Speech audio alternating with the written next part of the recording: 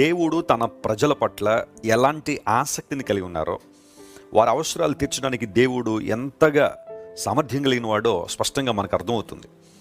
ఇశ్రాయేలు ప్రజలు ఐగుప్తు దేశంలో చాలా సంవత్సరాలు బానిసలుగా ఉన్నారు. అయితే దేవుడు తన సేవకుని పంపించి మోషేని ఏర్పాటు చేసుకుని మోషే ద్వారా ఇశ్రాయేలు ప్రజలకు నిర్గమమును అనగా విడుదలను ప్రకటించారు. వారు ఐగుప్తు దేశం నుండి బయటకు వచ్చేసిన తర్వాత ఇప్పుడు కనాను దేశం వైపుగా వారు ప్రయాణం చేస్తున్నారు. ఆ ప్రయాణం అంత సులభమైంది అయితే కాదు. ఎవరైనా 10 మందిని ఒక టూర్ తీసుకెళ్తేనే ప్రతిరోజు ఆహారం కోసం చాలా ప్లాన్ చేయాలి. బ్రేక్ఫాస్ట్ ఏం కావాలి, లంచ్ ఏం కావాలి, డిన్నర్ ఏం తినాలి, వాటర్ ఎక్కడి నుంచి తీసుకురావాలి, ఇలాంటివన్నీ ప్లాన్ చేసుకుంటేనే కానీ ఆ ట్రిప్ సక్సెస్ఫుల్గా కంప్లీట్ అవ్వదు. Can you imagine 2 million people walking in the wilderness? వారు సస్యశ్యామలమైన ప్రాంతాల్లో నడవట్లేదు, అరణ్యంలో నడుస్తున్నారు. వాళ్ళందరికీ కావలసిన మౌలిక వసతులు ఎవరు కల్పిస్తారు?